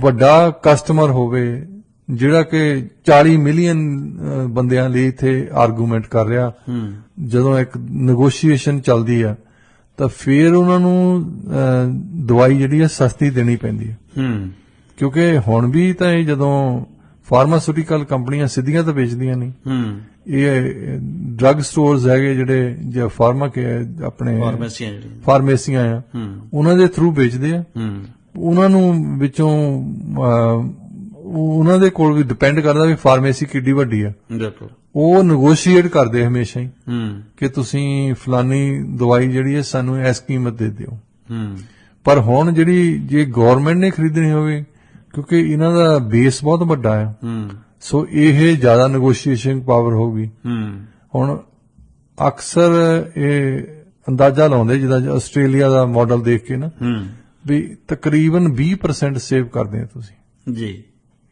ਤਾਂ 20% ਬਹੁਤ ਹੈ ਹੁਣ ਇੱਥੇ 17 ਬਿਲੀਅਨ ਤੋਂ ਉੱਪਰ 17,000 ਬਿਲੀਅਨ ਡਾਲਰ ਅਸੀਂ ਦਵਾਈਆਂ ਤੇ ਖਰਚਦੇ ਹਾਂ ਤੇ ਜੇ ਤੁਸੀਂ ਕੈਨੇਡਾ ਨੇ ਸਾਰੇ ਲੋਕਾਂ ਦੇ ਬਿਹਾਫ ਤੇ ਫਾਰਮਾਸਿਊਟੀਕਲ ਕੰਪਨੀ ਦੇ ਨਾਲ ਨੈਗੋਸ਼ੀਏਟ ਕਰਨਾ ਹੋਵੇ ਤਾਂ 5,000 ਮਿਲੀਅਨ ਡਾਲਰ ਇਹਨਾਂ ਨੂੰ ਬਚੇ ਤੇ ਕਾਫੀ ਵੱਡੀ ਸੇਵਿੰਗ ਹੈ ਬਿਲਕੁਲ ਪਰ ਠੀਕ ਹੈ ਗਵਰਨਮੈਂਟ ਦਾ ਪੈਸੇ ਲੱਗਦੇ ਆ ਗਵਰਨਮੈਂਟ ਟੈਕਸ ਵੀ ਲੈਂਦੀ ਹੈ ਨਾ ਪਰ ਇਹ ਤੁਸੀਂ ਫਾਰਮਾਸਿਊਟੀਕਲ ਇੰਡਸਟਰੀ ਨੂੰ ਘਾਟਾ ਪੈਂਦਾ ਇਸ ਕਰਕੇ ਲੌਬੀ ਵੀ ਕਰਦੇ ਵੀ ਤੁਸੀਂ ਕਰਿਓ ਨਾ ਦੂਸਰਾ ਜਿਹੜੀਆਂ ਇੰਸ਼ੋਰੈਂਸ ਕੰਪਨੀਆਂ ਵੇਚਦੀਆਂ ਤੁਹਾਨੂੰ ਐਕਸਟੈਂਡਡ ਹੈਲਥ ਕੇਅਰ ਸਿਸਟਮ ਉਹਨਾਂ ਨੂੰ ਲੱਗਦਾ ਕਿ ਹੁਣ ਲੋਕਾਂ ਨੇ ਸਾਡੇ ਤੋਂ ਐਕਸਟੈਂਡਡ ਹੈਲਥ ਕੇਅਰ ਸਿਸਟਮ ਨਹੀਂ ਖਰੀਦਣਾ ਉਹਦੇ ਵਿੱਚ ਸਾਨੂੰ ਘਾਟਾ ਪੈਣਾ ਉਹ ਲੱਗੀਆਂ ਆ ਲੌਬੀ ਕਰਨ ਪਾਰਲੀਮੈਂਟ ਤੇ ਕਿ ਤੁਸੀਂ ਇਹ ਨਾ ਕਰੋ ਉਹ ਫਿਰ ਵੱਖਰੇ ਵੱਖਰੇ ਸਿਨੈਰੀਓ ਬਣਾ ਕੇ ਪੇਸ਼ ਕਰਦੀਆਂ ਵੀ ਦੇਖੋ ਜੀ ਇਹਦੇ ਨਾਲ ਬਹੁਤ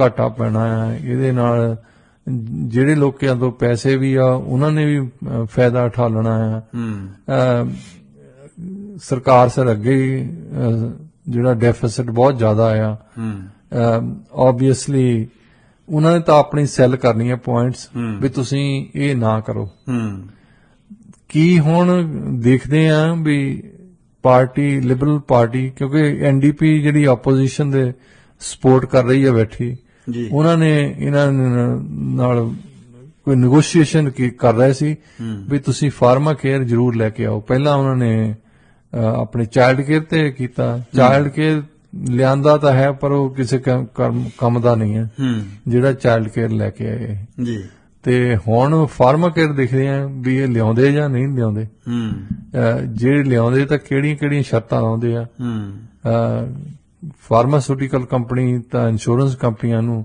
ਦਾ ਅਜੇ ਪੂਰਾ ਜ਼ੋਰ ਚੱਲਦਾ ਹੈ ਕਿੰਨਾ ਚਿਰ ਚੱਲੂਗਾ ਅਜੇ ਦੇਖਦੇ ਆ ਸੈਸ਼ਨ ਅਜੇ ਸ਼ੁਰੂ ਹੀ ਹੋਇਆ ਕਦੋਂ ਲੈ ਕੇ ਆਉਂਦੇ ਕਦੋਂ ਨਹੀਂ ਲੈ ਕੇ ਆਉਂਦੇ। ਬਿਲਕੁਲ ਜੀ।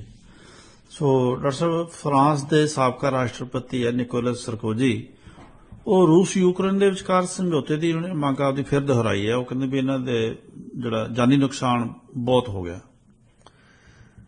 ਦੇਖੋ, ਉੱਥੇ ਯੂਰਪ ਦੇ ਵਿੱਚ ਮੰਗ ਤਾਂ ਉੱਠਦੀ ਰਹਿੰਦੀ ਹੈ, ਪਰ ਤੁਸੀਂ ਅਕਸਰ ਦੇਖਦੇ ਆ ਕਿ ਜਿਹੜੀਆਂ ਸਰਕਾਰਾਂ ਆ ਯੂਰਪੀਅਨ ਯੂਨੀਅਨ ਦੀਆਂ, ਉਹਨਾਂ ਦੇ ਲਈ ਇੱਕ ਬਾਕਸ ਬਣਿਆ ਹੁੰਦਾ ਕਿ ਇਸ ਬਾਕਸ ਤੋਂ ਬਾਹਰ ਰਹਿ ਕੇ ਤੁਸੀਂ ਗੱਲ ਨਹੀਂ ਕਰਨੀ। ਉਹ ਬਾਕਸ ਜਿਹੜਾ ਅਮਰੀਕਾ ਵਾਲਿਆਂ ਨੇ ਬਣਾਇਆ ਹੈ ਵੀ ਤੁਸੀਂ ਇੰਨੀ ਕੀ ਗੱਲ ਕਰਨ ਜੋਗੇ ਆ, ਬਾਕੀ ਸਰਦਾਰੀ ਸਾਡੀ ਚੱਲਦੀ ਹੈ। ਬਿਲਕੁਲ। ਜਦੋਂ ਇਹ ਆਪੋਜੀਸ਼ਨ ਦੇ ਵਿੱਚ ਜਦੋਂ ਇਹ ਰਿਟਾਇਰ ਹੋ ਜਾਂਦੇ ਆ, ਜਿੱਦਾਂ ਸਰਕੋਜ਼ੀ ਰਿਟਾਇਰਡ, ਉਹ ਤਾਂ ਬਾਹਰ ਬੈਠੇ, ਤੇ ਉਸ ਵੇਲੇ ਫਿਰ ਸੱਚੀਆਂ ਗੱਲਾਂ ਕਰ ਲੈਂਦੇ ਆ ਵੀ ਠੀਕ ਆ। ਪਹਿਲੀ ਗੱਲ, ਸਭ ਤੋਂ ਮਾਰੂ ਅਸਰ ਜਿਹੜਾ ਆ ਉਹ ਯੂਰਪ ਤੇ ਪੈ ਰਿਹਾ। ਕੀਮਤਾਂ ਜ਼ਿਆਦਾ ਹੋ ਰਹੀਆਂ ਤੇ ਰਿਫਿਊਜੀ ਜਿਹੜੇ ਆ ਰਹੇ ਆ ਉਹਨਾਂ ਦੇ ਯੂਕਰੇਨ ਦੇ, ਉਹ ਵੀ ਇੱਕ ਬਰਡਨ ਆ। ਉਹ ਆਉਂਦੇ ਹੀ ਤੁਹਾਡੇ ਵੈਲਫੇਅਰ ਸਿਸਟਮ ਨੂੰ ਯੂਜ਼ ਕਰਦੇ ਆ, ਫੇਰ ਤੁਹਾਡੇ ਕੰਪੀਟੀਸ਼ਨ ਆ, ਫੇਰ ਉਹਨਾਂ ਦੀ ਤੁਸੀਂ ਖੇਤੀਬਾੜੀ ਵਾਲੀਆਂ ਚੀਜ਼ਾਂ ਲੈ ਕੇ ਆਉਨੇ ਆ, ਜਿਹਦੇ ਤੇ 5 ਮੁਲਕਾਂ ਨੇ ਤਾਂ ਓਪਨਲੀ ਰਿਵੋਲਟ ਕੀਤਾ ਯੂਰਪੀਅਨ ਯੂਨੀਅਨ ਦੇ ਖਿਲਾਫ। ਪੋਲੈਂਡ, ਸਲੋਵਾਕੀਆ, ਬਲਗੇਰੀਆ, ਹੰਗਰੀ ਵਾਲਿਆਂ ਨੇ। ਉਹਨਾਂ ਨੇ ਤਾਂ ਕਿਹਾ ਵੀ ਅਸੀਂ ਯੂਰਪੀਅਨ ਯੂਨੀਅਨ ਦੀ ਗੱਲ ਨਹੀਂ ਮੰਨਣੀ, ਤੁਸੀਂ ਜਿੰਨੇ ਮਰਜ਼ੀ ਰੈਜ਼ੋਲੂਸ਼ਨ ਪਾਸ ਕਰੀ ਚਲੋ, ਯੂਕਰੇਨ ਦੀ ਕਣਕ ਇੱਥੇ ਨਹੀਂ ਵਿਕਣ ਦੇਣੀ ਅਸੀਂ। ਕਿਉਂਕਿ ਉਹਨਾਂ ਦੇ ਆਪਣੇ ਕਿਸਾਨ ਰੌਲਾ ਪਾਉਂਦੇ ਨਾ ਵੀ ਤੁਸੀਂ ਜੇ ਯੂਕਰੇਨ ਦੀ ਕਣਕ ਇੱਥੇ ਲੈਣ ਦੀ ਜਾਂ ਯੂਕਰੇਨ ਦੀਆਂ ਸਬਜ਼ੀਆਂ ਇੱਥੇ ਲੈਣ ਦੀਆਂ, ਸਾਡੀਆਂ ਸਬਜ਼ੀਆਂ ਕੌਣ ਖਰੀਦੂਗਾ? ਇਸ ਕਰਕੇ ਉਹਨਾਂ ਦਾ ਆਪਣਾ ਹਿੱਤ ਆ। ਤੇ ਸਰਕੋਜ਼ੀ ਨੇ ਇਹ ਗੱਲ ਕਹੀ ਹੈ ਕਿ ਦੇਖੋ, ਇਹਦੇ ਨਾਲ ਜੇ ਯੂਕਰੇਨ ਦੀ ਲੜਾਈ ਇਦਾਂ ਹੀ ਜਾਂਦੀ ਆ, ਜਿਸ ਤਰੀਕੇ ਨਾਲ ਅਮਰੀਕਾ ਵਾਲਿਆਂ ਨੇ ਸਾਡੇ ਤੇ ਕੰਟਰੋਲ ਕੀਤਾ ਹੈ ਨਾ, ਉਹਨਾਂ ਦਾ ਕੰਟਰੋਲ ਤਕੜਾ ਹੁੰਦਾ ਜੀ। ਅਮਰੀਕਨ ਕੰਟਰੋਲ ਤਕੜਾ ਹੁੰਦਾ ਆ। ਅਸੀਂ ਉਹਨਾਂ ਦੀ ਮਦਦ ਕਰ ਰਹੇ ਹਾਂ। ਅਸੀਂ ਆਪਣੀ ਗੁਲਾਮੀ ਨੂੰ ਜ਼ਿਆਦਾ ਲੰਬੀ ਮਜ਼ਬੂਤ ਕਰ ਰਹੇ ਹਾਂ, ਜਿਹੜੀ ਕਿ ਸਾਡੇ ਹਿੱਤ ਦੇ ਵਿੱਚ ਨਹੀਂ ਹੈ। ਬਿਲਕੁਲ। ਅੱਛਾ, ਹੁਣ ਉਹਨਾਂ ਦੇ ਜਿਹੜੇ ਆਲੋਚਕ ਆ ਉਹ ਕਹਿੰਦੇ ਆ ਕਿ ਦੇਖੋ ਜੀ, ਇਹ ਫਸੇ ਹੋਏ ਆ। ਇੱਕ ਤਾਂ ਉਹਨਾਂ ਤੇ ਮੁਕੱਦਮਾ ਚੱਲਦਾ ਆ। ਸਰਕੋਜ਼ੀ ਨੇ 50 ਜਿਹੜਾ ਮੁਕੱਦਮਾ ਚੱਲਦਾ ਆ ਉਹ ਤੇ ਕਿਹਾ ਸੀ ਕਿ ਮੁਅੱਮਰ ਗਦਾਫੀ ਕੋ, ਜਿਹੜੇ ਲੀਬੀਆ ਦੇ ਲੀਡਰ ਸੀ, ਇਹਨਾਂ ਨੇ $50 ਮਿਲੀਅਨ ਲਿਆ। ਉਹਦੇ ਤੇ ਹੁਣ 150 ਆਉਣ ਵਾਲੀਆਂ। ਤੇ ਫਿਰ ਉਹਨਾਂ ਦੀ ਉਸ ਤੋਂ ਬਾਅਦ ਮੁਅੱਮਰ ਗਦਾਫੀ ਦਾ ਕਤਲ ਹੋ ਗਿਆ ਸੀ ਉੱਥੇ। ਅਕਸਰ ਪਹਿਲਾਂ ਇਹ ਸੋਚਦੇ ਹੁੰਦੇ ਸੀ ਵੀ ਅਮਰੀਕਾ ਵਾਲਿਆਂ ਨੇ ਕਰਾਇਆ ਹੋਣਾ, ਤੇ ਹੁਣ ਫਰਾਂਸ ਦੀ ਜਿਹੜੇ ਪ੍ਰੋਸੀਕਿਊਟਰਸ ਲੱਗੇ ਆ, ਕਿਉਂਕਿ ਉਹਨਾਂ ਦੇ ਕੋਲ ਦਸਤਾਵੇਜ਼ ਆਏ ਆ, ਸੀਕ੍ਰੇਟ ਦਸਤਾਵੇਜ਼ ਵੀ ਥੋੜੇ ਜਿਹਾ ਕਢਾਏ ਉਹਨਾਂ ਨੇ, ਇਹ ਪਤਾ ਕਰਨ ਲਈ ਵੀ $50 ਮਿਲੀਅਨ ਆਇਆ ਕਿੱਥੋਂ, ਕਿੱਦਾਂ ਦੇ ਕੇ ਗਿਆ। ਉਹਦੇ ਵਿੱਚ ਇੰਡੀਕੇਸ਼ਨਸ ਆ ਵੀ ਉਹ ਕਰਨਲ ਮੁਅੱਮਰ ਗਦਾਫੀ ਨੂੰ ਫਰਾਂਸ ਨੇ ਮਰਾਇਆ। ਉਹ ਇਸ ਕਰਕੇ ਮਰਾਇਆ ਕਿ ਸਾਰਕੋਜ਼ੀ ਨੂੰ ਡਰ ਸੀ ਵੀ ਦੇਖੋ ਸਾਡਾ ਕਿਤੇ ਭਾਂਡਾ ਹੀ ਨਾ ਫੋਲ ਜਾਵੇ। ਕਿਉਂਕਿ ਜਦੋਂ ਜਿੱਤੇ ਵੀ ਆ ਸਰਕੋਜ਼ੀ ਹੋਣੀ, ਉਦੋਂ ਵੀ ਲੱਗਦਾ ਸੀ ਵੀ ਉਹ ਪੈਸੇ ਦਾ ਅਸਰ ਪੈ ਰਿਹਾ, ਕਿਉਂਕਿ ਮੁਅੱਮਰ ਗਦਾਫੀ ਜਿੱਤਣ ਤੋਂ ਬਾਅਦ ਪੈਰਿਸ ਆਏ। ਪੈਰਿਸ ਆ ਕੇ ਉਹਨਾਂ ਨੇ ਨਾਰਮਲੀ ਤਾਂ ਤੁਸੀਂ ਜਿਹੜਾ ਸਟੇਟ ਗੈਸਟ ਹਾਊਸ ਹੈ ਉੱਥੇ ਠਹਿਰਦੇ ਆ, ਉਹਨਾਂ ਨੇ ਜਿੱਦਾਂ ਲਿਬੀਆ ਦੇ ਵਿੱਚ ਵੀ ਉਹਨਾਂ ਦਾ ਇਹੀ ਪਖੰਡ ਹੁੰਦਾ ਸੀ ਕਿ ਟੈਂਟ ਲਾਇਆ, ਤੰਬੂ ਲਾ ਕੇ ਰਹਿੰਦੇ ਸੀ। ਉਹ ਤੰਬੂ 7 ਸਿਤਾਰਾ ਜਿਹੜਾ 5 ਸਟਾਰ ਹੋਟਲ ਤੋਂ ਉੱਪਰ ਆ, ਉਸ ਤਰ੍ਹਾਂ ਤੰਬੂ ਲਾ ਕੇ ਬੈਠਦੇ ਹੁੰਦੇ ਸੀ। ਤਾਂ ਉਹਨਾਂ ਨੇ ਪੈਰਿਸ ਦੇ ਵਿੱਚ ਵੀ ਤੰਬੂ ਨਾਲ ਲੈ ਕੇ ਆਂਦਾ, ਤੇ ਉਸ ਤੰਬੂ ਦੇ ਵਿੱਚ ਰਹੇ ਉਹ ਜਿੰਨਾ ਚਿਰ ਰਹੇ। ਉਹ ਕਹਿੰਦੇ ਸੀ ਇੰਡੀਕੇਟ ਕਰਦਾ ਵੀ ਇਸ ਬੰਦੇ ਨੇ ਪੈਸੇ ਦੇ ਕੇ ਜਿਤਾਇਆ, ਤਾਂ ਉਹ ਦਿਖਾਲਣ ਆਇਆ ਵੀ ਮੇਰਾ ਕੈਂਡੀਡੇਟ ਜਿੱਤ ਗਿਆ। ਤੇ ਇਹਨਾਂ ਨੂੰ ਲੱਗਦਾ ਸੀ, ਫਰਾਂਸ ਦੀ ਇੰਟੈਲੀਜੈਂਸ ਨੂੰ ਫਿਰ ਲੱਗਾ ਵੀ ਇਹ ਬੰਦਾ ਕਿਸੇ ਨਾ ਕਿਸੇ ਦੇ ਕੋਲ ਗੱਲ ਕਰੂਗਾ, ਕਿਉਂਕਿ ਲਾਊਡ ਮਾਊਥ ਲੱਗਦਾ ਇਹ ਪ੍ਰੈਜ਼ੀਡੈਂਟ। ਸੋ ਇਸ ਕਰਕੇ ਇਹਨਾਂ ਨੇ ਉਹਨੂੰ ਮਰਾਇਆ, ਤੇ ਉਦੋਂ ਬਾਅਦ ਕਿਸੇ ਦੀ ਕੋਈ ਸਜ਼ਾ ਨਹੀਂ ਹੋਈ, ਕਿਉਂਕਿ ਕੇਓਸ ਹੋ ਗਿਆ, ਇੱਕਦਮ ਰਾਜਪਾਟਾ ਸ਼ੁਰੂ ਹੋ ਗਿਆ। ਕੋਈ 20 ਗਰੁੱਪ ਹੋਣੇ ਜਿਹੜੇ ਇੱਕ ਦੂਜੇ ਨਾਲ ਲੜ ਰਹੇ ਆ, ਅੱਜ ਤੱਕ ਵੀ ਲਿਬੀਆ ਦੇ ਵਿੱਚ ਲੜ ਰਹੇ ਆ। ਹੁਣ 2 ਡੈਮ ਫਟੇ ਆ ਉਹਨਾਂ ਦੇ, ਉਹਨਾਂ ਦਾ ਵੀ ਪਤਾ ਨਹੀਂ ਲੱਗਦਾ ਵੀ ਇਹਨਾਂ ਦੇ ਵਿੱਚ ਲੜਾਈ ਦਾ ਕਰਕੇ ਫਟੇ ਆ ਜਾਂ ਮਿਸਮੈਨੇਜਮੈਂਟ ਦਾ ਕਰਕੇ ਫਟੇ ਆ। ਸੋ ਬਹੁਤੀਆਂ ਗੱਲਾਂ ਜਿਹੜੀਆਂ ਸਾਹਮਣੇ ਆਉਂਦੀਆਂ ਆ ਉਹ ਇੱਕ ਤਾਂ ਟ੍ਰਾਇਲ ਚੱਲਣ ਕਰਕੇ ਆ ਰਹੀਆਂ, ਦੂਸਰਾ ਜਿਹੜੇ ਫਰਸਟ੍ਰੇਸ਼ਨ ਆ ਨਾ ਜੀ ਜਿਹੜੀ ਉਹ ਮਹਿਸੂਸ ਕਰਦੇ ਯੂਰਪੀਅਨ ਲੀਡਰ ਕਿ ਦੇਖੋ ਅਮਰੀਕਾ ਵਾਲਿਆਂ ਦੀ ਸਰਦਾਰੀ ਚੱਲਦੀ ਹੈ, ਇਹਨਾਂ ਤੇ ਕੋਈ ਅਸਰ ਨਹੀਂ ਜੀ। ਯੂਕਰੇਨ ਦੀ ਲੜਾਈ ਦਾ ਅਮਰੀਕਾ ਤੇ ਕੋਈ ਅਸਰ ਨਹੀਂ। ਵਰਲਡ ਵਾਰ 1 ਹੋਈ ਆ, ਵਰਲਡ ਵਾਰ 2 ਹੋਈ ਆ, ਇਹਦਾ ਕੋਈ ਅਸਰ ਨਹੀਂ ਸੀ। ਜਿਹੜੀ ਉਹ ਲੜਾਈਆਂ ਹੋਈਆਂ ਨਾ ਅਮਰੀਕਨ ਟੈਰੀਟਰੀ ਤੇ ਕਦੇ ਨਹੀਂ ਹੋਈ। ਜਿਹੜੀ ਵਰਲਡ ਵਾਰ 2 ਵੀ ਜੇ ਚ ਇਹਨਾਂ ਨੇ ਹਿੱਸਾ ਲਿਆ ਜਦੋਂ ਜਾਪਾਨ ਨੇ ਹਮਲਾ ਕੀਤਾ ਇਹਨਾਂ ਤੇ ਇਹ ਜਾਪਾਨ ਤੇ ਉੱਥੇ ਜਾ ਕੇ ਲੜਦੇ ਰਹੇ ਆ, ਠੀਕ ਹੈ ਉੱਥੇ ਲੜੇ ਆ, ਪਰ ਅਮਰੀਕਨ ਧਰਤੀ ਤੇ ਕੋਈ ਲੜਾਈ ਨਹੀਂ ਹੋਈ, ਨਾ ਕੈਨੇਡੀਅਨ ਧਰਤੀ ਤੇ ਕੋਈ ਲੜਾਈ ਹੋਈ। ਸੋ ਇਹਨਾਂ ਨੂੰ ਪਤਾ ਨਹੀਂ ਹੈ ਵੀ ਲੜਾਈ ਕੀ ਹੁੰਦੀ ਹੈ। ਉਹ ਸਮਝਦੇ ਵੀ ਇਹਨਾਂ ਦੇਖੋ ਵਰਲਡ ਵਾਰ 2 ਤੇ ਵਰਲਡ ਵਾਰ 1 ਦੇ ਇਹਨਾਂ ਦੇ ਭਾਅ ਦੀ ਬਸੰਤਰ ਹੀ ਹੈ। ਇਹਨਾਂ ਨੂੰ ਤਾਂ ਇਦਾਂ ਹੀ ਲੱਗਦੀ ਵੀ ਅੱਗ, ਪਤਾ ਨਹੀਂ ਅੱਗ ਦਾ ਨਾਂ ਤਾਂ ਬਸੰਤਰ ਹੋਣਾ ਚਾਹੀਦਾ ਹੈ। ਦੋਹਾਂ ਜੰਗਾਂ ਦੇ ਵਿੱਚ ਐਕਚੁਅਲੀ ਤੁਸੀਂ ਦੇਖ ਸਕਦੇ ਅੱਜ ਤੱਕ ਵੀ ਕਈਆਂ ਥਾਂ ਤੇ ਮਿਊਜ਼ੀਅਮ ਬਣਾਏ ਆ ਉਹਨਾਂ ਨੇ ਯੂਰਪੀਅਨਸ ਨੇ ਕਿ ਉਹਨਾਂ ਦੇ ਟਾਊਨਸ ਦੀ ਕਿੱਦਾਂ ਤਬਾਹੀ ਹੋਈ ਸੀ, ਬੰਬ ਇੰਨੇ ਸਿੱਟੇ ਸੀ। ਹੁਣ ਲੜਾਈ ਹੁੰਦੀ ਆ ਦੋਹਾਂ ਧਿਰਾਂ ਦੇ ਵਿੱਚ, ਬੰਬਾਰੀ ਹੁੰਦੀ ਆ ਜੀ ਤੇ ਬੰਦੇ ਮਰਦੇ ਆ। ਵਰਲਡ ਵਾਰ 2 ਦੇ ਵਿੱਚ 60 ਮਿਲੀਅਨ ਬੰਦਾ ਮੌਤ ਹੋਈ ਉਹਨਾਂ ਦੀ ਜੀ, ਤੇ ਉਹ ਯੂਰਪੀਅਨ ਨਹੀਂ ਸੀ ਜ਼ਿਆਦਾ, ਜਿਨ੍ਹਾਂ ਦੇ ਵਿੱਚੋਂ ਥੋੜੇ ਜਿਹੇ ਜਾਂ ਏਸ਼ੀਆ ਦੇ ਜ਼ਿਆਦਾ ਸੀ ਤੇ ਯੂਰਪ ਦੇ ਉਦੋਂ ਜ਼ਿਆਦਾ ਸੀ। ਪਰ ਉਹ ਯੂਰਪੀਅਨ ਦੇਸ਼ਾਂ ਦੇ ਉਹਨਾਂ ਦੀ ਧਰਤੀ ਤੇ ਲੜਾਈ ਹੋਈ ਆ, ਉਹਨਾਂ ਨੂੰ ਜ਼ਿਆਦਾ ਪਤਾ ਆ। ਜਿਹੜੇ ਬੰਦੇ ਬਾਹਰ ਬੈਠੇ ਆ, ਅਮਰੀਕਾ ਵਾਲੇ ਹੁਣ ਵੀ ਬੈਠੇ ਆ, ਯੂਕਰੇਨ ਦੀ ਲੜਾਈ ਹੋ ਰਹੀ ਆ, ਅਸਰ ਪੈ ਰਿਹਾ ਯੂਰਪ ਦੇ ਜੀ। ਸੋ ਆਪੋਜੀਸ਼ਨ ਜਿਹੜੀ ਕਮ ਸੇ ਕਮ ਰਿਟਾਇਰਡ ਜਿਹੜੇ ਅਫੀਸ਼ੀਅਲ ਆ ਉਹ ਓਪਨਲੀ ਕਹਿੰਦੇ ਆ ਹੁਣ ਵੀ ਸਾਡੇ ਹਿੱਤ ਦੇ ਵਿੱਚ ਨਹੀਂ ਹੈ ਵੀ ਇਹ ਜੰਗ ਜਿਹੜੀ ਹੈ ਜਾਰੀ ਰਵੇ ਜੀ।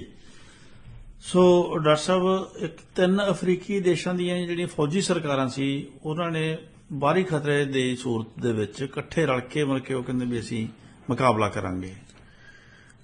ਇਹ ਤਿੰਨੇ ਹੀ ਮੁਲਕ ਜਿਹੜੇ ਸੀ ਪਹਿਲਾਂ ਫਰਾਂਸ ਦੀਆਂ ਕਾਲੋਨੀਜ਼ ਹੁੰਦੀਆਂ ਜੀ। ਇੱਕ ਤਾਂ ਹੈਗਾ ਬਰਕੀਨਾ ਫਾਸੋ ਜੀ, ਮਾਲੀ ਤੇ ਨਾਈਜਰ ਜੀ। ਬਰਕੀਨਾ ਫਾਸੋ ਨੂੰ ਪਹਿਲਾਂ ਅਪਰ ਵੋਲਟਾ ਵੀ ਕਹਿੰਦੇ ਹੁੰਦੇ ਸੀ।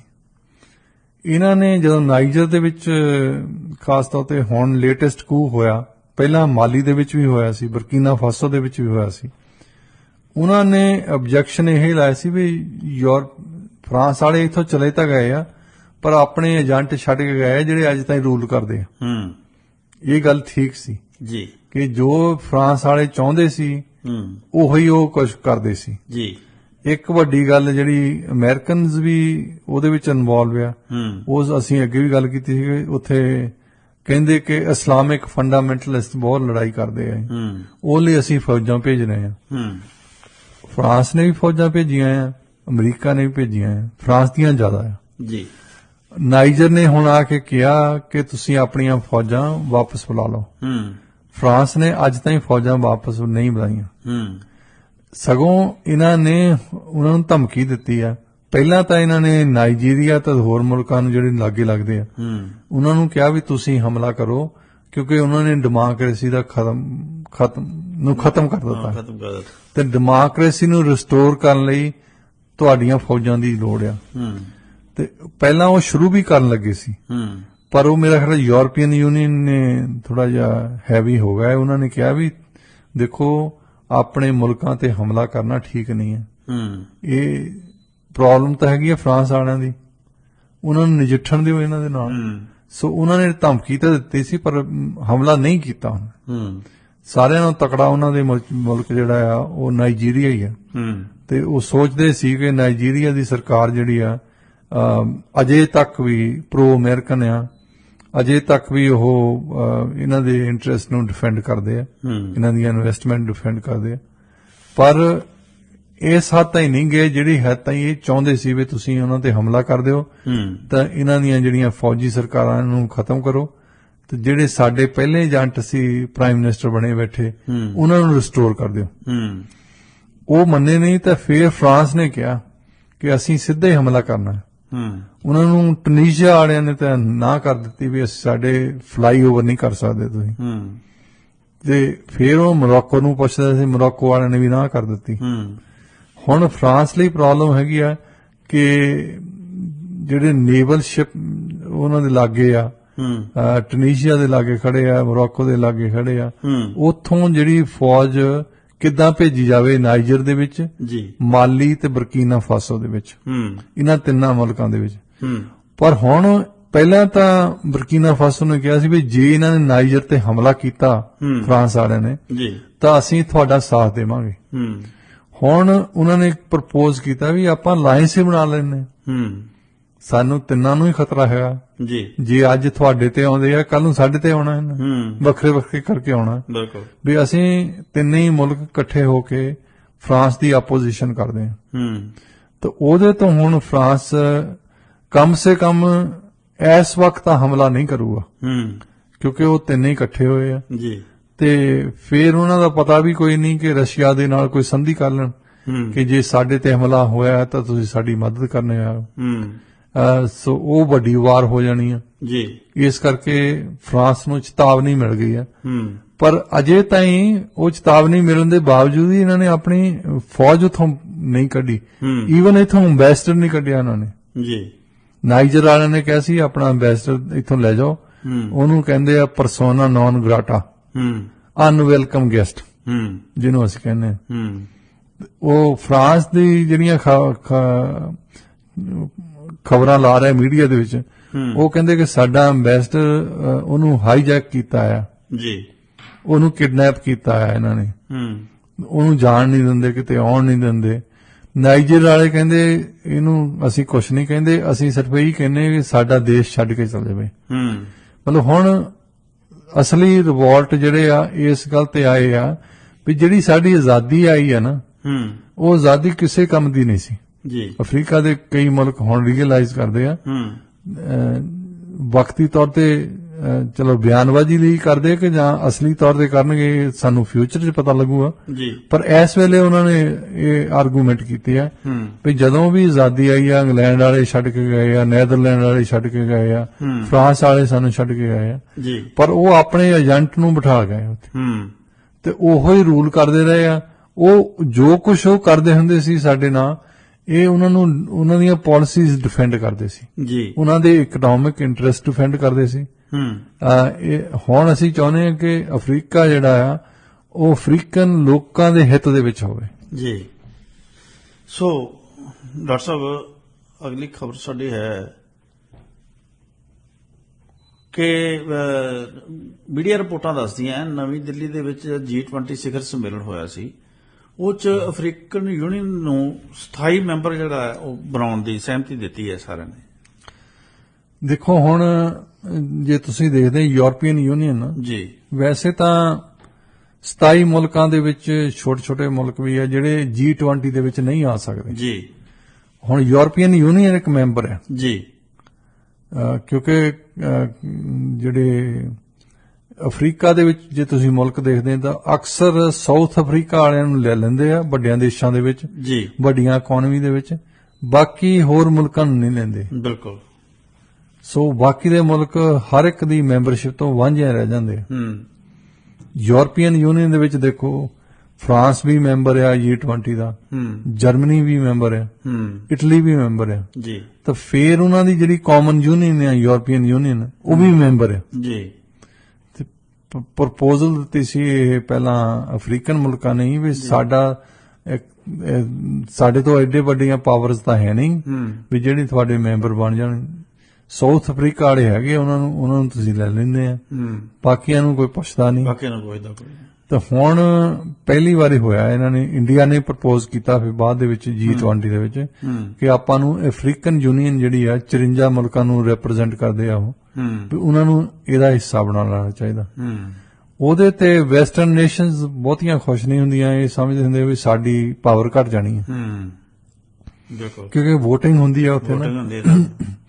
ਜਦੋਂ G20 ਨੇ ਫਾਈਨਲ ਕਮਿਊਨੀਕੇ ਸਟੇਟਮੈਂਟ ਦੇਣੀ ਸੀ ਉਸ ਵੇਲੇ ਵੈਸਟਰਨ ਕੰਟਰੀਜ਼ ਤਾਂ ਜ਼ੋਰ ਪਾਉਂਦੀਆਂ ਸੀ ਵੀ ਤੁਸੀਂ ਜਿੱਦਾਂ ਬਾਲੀ ਦੇ ਵਿੱਚ ਸਟੇਟਮੈਂਟ ਇਸ਼ੂ ਕੀਤੀ ਸੀ ਕਿ ਰਸ਼ੀਆ ਨੂੰ ਕੰਡੈਮ ਕਰੋ, ਯੂਕਰੇਨ ਦੇ ਹੱਕ ਦੇ ਵਿੱਚ ਬੋਲੋ, ਪਰ ਨਵੀਂ ਦਿੱਲੀ ਨੇ ਇਹ ਕਿਹਾ ਵੀ ਨਹੀਂ, ਇਹ ਸਾਡਾ ਮਾਮਲਾ ਨਹੀਂ, ਇਹ ਦੋ ਮੁਲਕਾਂ ਦਾ ਮਾਮਲਾ ਇੱਕ ਦੂਜੇ ਦੇ ਨਾਲ। ਉਹਦੇ ਵਿੱਚ G20 ਦਾ ਜਿਹੜੀ ਇਹ ਇਸ਼ੂ ਨਹੀਂ ਵਿੱਚ ਆਉਣੀ ਚਾਹੀਦੀ। ਬਿਲਕੁਲ। ਤੇ ਉਹਨਾਂ ਨੇ ਜਿਹੜੀ ਸਟੇਟਮੈਂਟ ਦਿੱਤੀ ਉਹ ਬੜੀ ਨਿਊਟਰਲ ਦਿੱਤੀ ਆ, ਉੱਤੇ ਕਿਸੇ ਦੀ ਨੁਕਤਾਚੀਨੀ ਨਹੀਂ ਕੀਤੀ। ਹਾਂ, ਇਹਦੇ ਵਿੱਚ ਇੰਨਾ ਜ਼ੋਰ ਲਿਖਿਆ ਉਹਨਾਂ ਨੇ ਕਿ ਅਸੀਂ ਇਹ ਚਾਹੁੰਦੇ ਹਾਂ ਕਿ ਦੋਹਾਂ ਮੁਲਕਾਂ ਦੇ ਵਿੱਚੋਂ ਜਿਹੜੇ ਖੇਤੀਬਾੜੀ ਸੰਬੰਧੀ ਪ੍ਰੋਡਕਟਸ ਹੈਗੇ ਆ, ਕਣਕ ਹੋਈ, ਸਬਜ਼ੀਆਂ ਹੋਈਆਂ, ਦਾਲਾਂ ਹੋਈਆਂ, ਉਹ ਜ਼ਰੂਰ ਉੱਥੋਂ ਜਾਣੀਆਂ ਚਾਹੀਦੀਆਂ, ਕਿਉਂਕਿ ਗਰੀਬ ਮੁਲਕਾਂ ਲਈ ਮਹਿੰਗਾ ਹੋ ਰਿਹਾ, ਇਹਨਾਂ ਦੇ ਕੋਲੋਂ ਸਮਾਨ ਆ ਨਹੀਂ ਰਿਹਾ ਤੇ ਉਹ ਸਮਾਨ ਮਹਿੰਗਾ ਹੋ ਰਿਹਾ, ਉਹਨਾਂ ਲਈ ਮੁਸ਼ਕਲ ਹੋ ਰਹੀ ਆ। ਇਸ ਕਰਕੇ ਅਸੀਂ ਚਾਹੁੰਦੇ ਹਾਂ ਵੀ ਇਹ ਦੋਵੇਂ ਮੁਲਕਾਂ, ਚਾਹੇ ਲੜਾਈ ਬਾਰੇ ਉਹਨਾਂ ਨੇ ਕੋਈ ਜ਼ਿਕਰ ਨਹੀਂ ਕੀਤਾ, ਕਿ ਕਮ ਸੇ ਕਮ ਇਹ ਆਪਣੀ ਖੇਤੀਬਾੜੀ ਵਾਲੇ ਜਿਹੜੇ ਪ੍ਰੋਡਕਟ ਆ ਉਹਨਾਂ ਨੂੰ ਐਕਸਪੋਰਟ ਜ਼ਰੂਰ ਕਰਨ। ਇਹ ਇੰਡਾਇਰੈਕਟਲੀ ਉਹ ਪਾਬੰਦੀਆਂ ਹਟਾ ਦਿਓ। ਪਰ ਵੈਸਟਰਨ ਮੁਲਕ ਇਹ ਚਾਹੁੰਦੇ ਸੀ ਹੁਣ ਵੀ ਤੁਸੀਂ ਇਹ ਕਹੋ ਵੀ ਰਸ਼ੀਆ ਵਾਲਿਆਂ ਤੇ ਬਲੇਮ ਲਾਓ ਵੀ ਉਹ ਨਹੀਂ ਆਉਣ ਦਿੰਦੇ, ਯੂਕਰੇਨ ਵਾਲੇ ਤਾਂ ਚਾਹੁੰਦੇ ਆ ਉਹ ਨਹੀਂ ਆਉਣ ਦਿੰਦੇ। ਉਹਨਾਂ ਨੇ ਇਹ ਵੀ ਨਹੀਂ ਗੱਲ ਇਨਕਲੂਡ ਕੀਤੀ ਉੱਤੇ। ਇਹ ਤਾਂ ਨਹੀਂ ਕੀਤੀ ਕਿਉਂਕਿ ਹੁਣ ਨੰਬਰਾਂ ਦੀ ਗੇਮ ਹੈ ਨਾ। G20 ਤੇ ਕਿਹੜੇ ਬੰਦੇ ਬੈਠੇ ਆ? G20 ਤੇ UK ਹੈਗਾ ਹੈ, ਅਮਰੀਕਾ ਹੈਗੇ ਆ, ਫਿਰ ਜਰਮਨੀ ਹੈਗੀ ਆ, ਫਰਾਂਸ ਹੈ, ਇਟਲੀ ਆ, ਯੂਰਪੀਅਨ ਯੂਨੀਅਨ, ਇਹਨਾਂ ਦੀਆਂ ਇੰਨੀਆਂ ਵੋਟਾਂ, ਬਾਕੀ ਹੋਰਨਾਂ ਦੀਆਂ। ਤੇ ਉਹ ਯੂਰਪੀਅਨ ਯੂਨੀਅਨ ਇੱਕ ਵੋਟ ਹੋਰ ਦੂਜਿਆਂ ਦੇ ਨਾਲ ਜਾ ਲੜੀ। ਜਦੋਂ ਪਹਿਲਾਂ G7 ਬਣਾਇਆ ਸੀ ਨਾ, ਜਿਹਦੇ ਵਿੱਚ ਕੈਨੇਡਾ ਵੀ ਹਿੱਸਾ ਹੈ, ਜਦੋਂ G7 ਬਣਾਇਆ ਸੀ ਤਾਂ ਪਹਿਲਾਂ G6 ਸੀ, G7 ਨਹੀਂ ਸੀ ਉਸ ਵੇਲੇ।